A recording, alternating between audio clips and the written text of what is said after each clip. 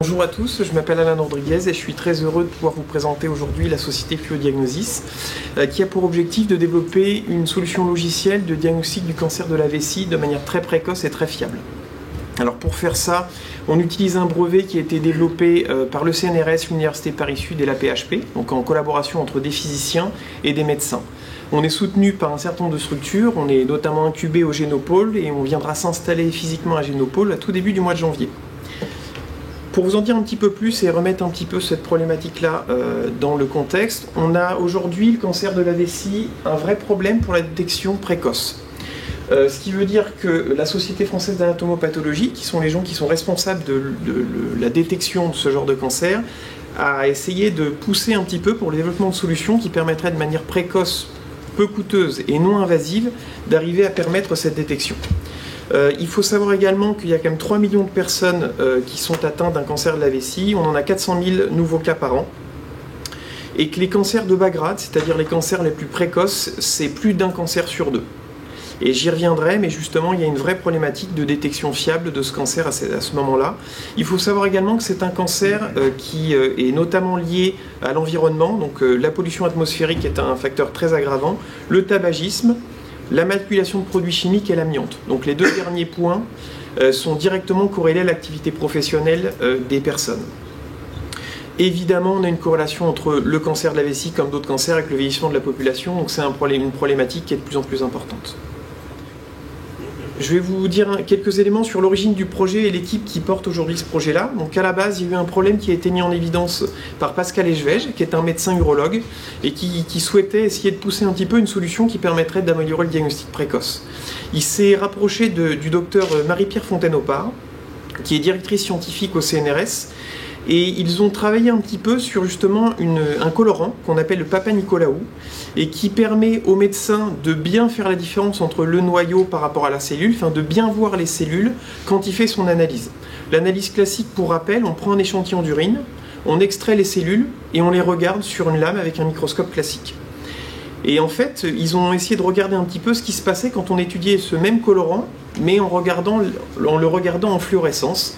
Ils se sont rendus compte que le métabolisme de la cellule cancéreuse est très différent du métabolisme de la cellule saine, et qu'à partir de ce principe-là, on était en capacité de discriminer les cellules cancéreuses des cellules saines au niveau du cancer de la vessie. Ils ont déposé un brevet qui est validé aux États-Unis et qui est en cours de validation en Europe. Et ils ont cherché justement à trouver quelqu'un qui avait le souhait de porter cette société. Pascal et Marie-Pierre n'avaient pas le souhait de quitter leur emploi pour créer l'entreprise, et donc ils sont venus me voir en me proposant de prendre la direction de ce projet-là.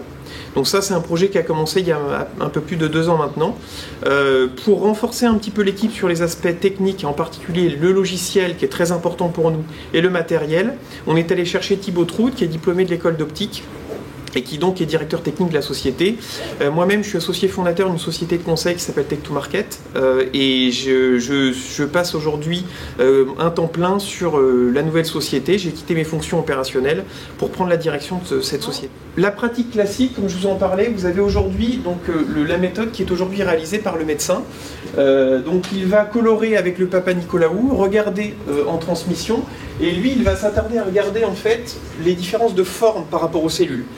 Pourquoi ? Parce que le cancer a cet impact-là de modifier profondément la forme de la cellule. Le petit souci que nous avons avec cette méthode-là, c'est qu'elle marche bien quand le cancer est très avancé. C'est-à-dire que le cancer a fait son effet, qu'on a vraiment des cellules qui sont profondément modifiées. Donc on a 80% de taux de détection, donc de sensibilité pour les hauts grades, donc pour les cancers avancés, ce qui est une très bonne performance. En revanche, comme vous voyez en haut, pour les cancers précoces, on est seulement à 15% de taux de détection. Ce qui veut dire que globalement, quand vous avez un cancer précoce, les probabilités que votre médecin réussisse à vous le déterminer sont extrêmement faibles. Et on a une moyenne de 44% à peu près pour cette méthode-là. Nous, on ne s'intéresse pas du tout à la forme de la cellule, on va exclusivement s'intéresser aux propriétés de fluorescence de la cellule.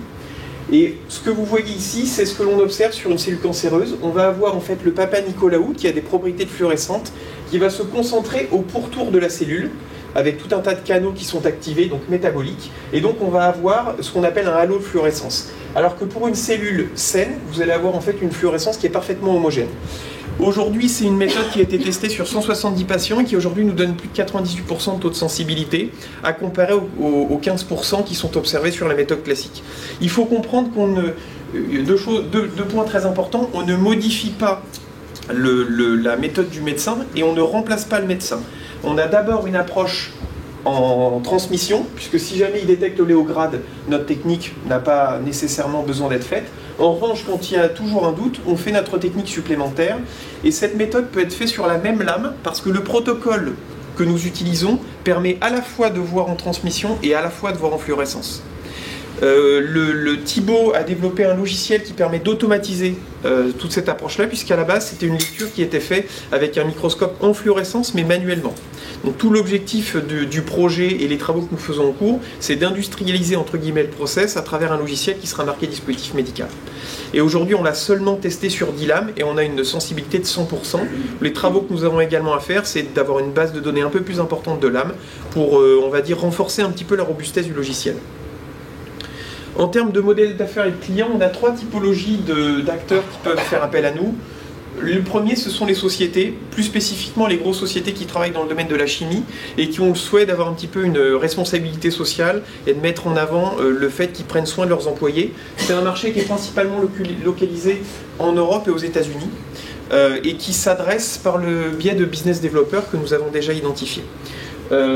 On a également les hôpitaux et les cliniques avec un marché qui est plutôt en Chine et en Europe. C'est lié en fait à la prise en charge du système de santé. Également qui s'adresse avec des business développeurs. Et enfin les patients, le grand public, vous et moi, en sachant que c'est un marché qui n'est pas présent en Europe puisqu'il n'y a pas de consommation de biens de santé en Europe. On ne dépense pas d'argent pour sa santé, excepté dans les pays anglo-saxons. En revanche, aux États-Unis et en Chine, il y a vraiment une consommation individuelle puisque vous payez pour vous soigner. Et ça, c'est quelque chose qui s'adresse de manière un peu différente avec deux choses, des ambassadeurs, c'est-à-dire des gens qui vont s'adresser à la population et qui vont avoir eu des gens connus, qui vont avoir eu un cancer de la vessie, pouvoir faire un petit peu de sensibiliser la population cible. Et enfin, le score de risque, qui est quelque chose que nous allons développer prochainement, qui, en rentrant un certain nombre de paramètres, si vous avez par exemple des antécédents dans votre famille, si vous avez régulièrement des douleurs, etc., si vous êtes justement à risque et que ça vaut le coup que vous fassiez un diagnostic. Évidemment, les urologues qui prescrivent la méthode d'analyse et les anatomopathologistes qui sont les utilisateurs de notre logiciel sont des gens qu'on doit assez massivement réussir à convaincre par le biais notamment de congrès scientifiques et des performances médicales de l'essai clinique que nous réaliserons en début d'année prochaine.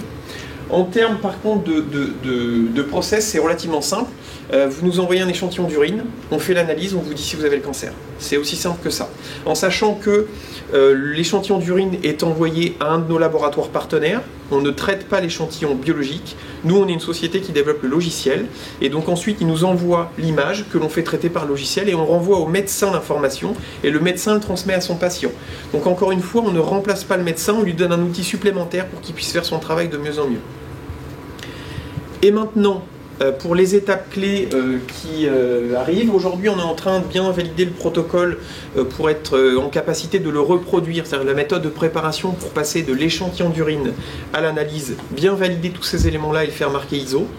On a un essai clinique d'envergure à faire en début 2015, avec la finalisation de la plateforme d'échange d'images, puisque le logiciel sera localisé dans notre société à nous, alors que les gens qui vont l'utiliser peuvent être localisés un peu partout.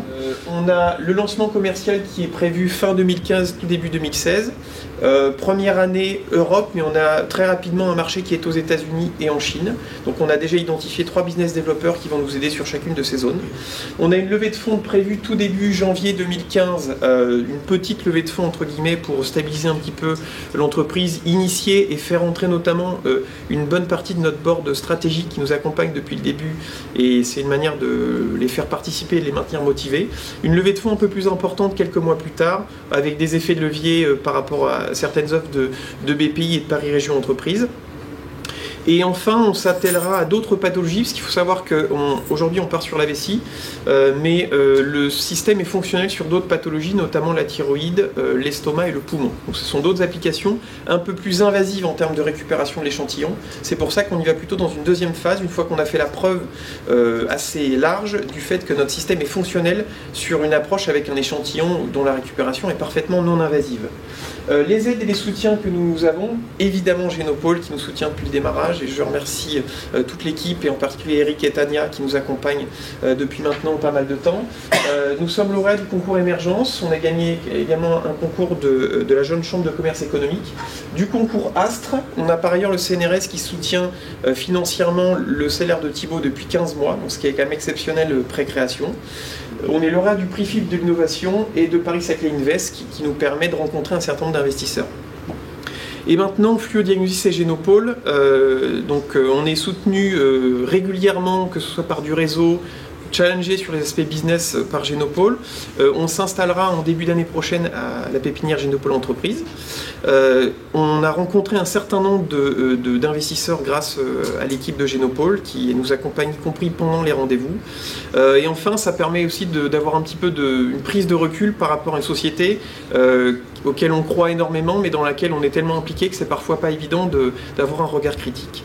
Merci beaucoup à tous pour votre écoute. Évidemment, si vous avez des questions, je suis à votre disposition.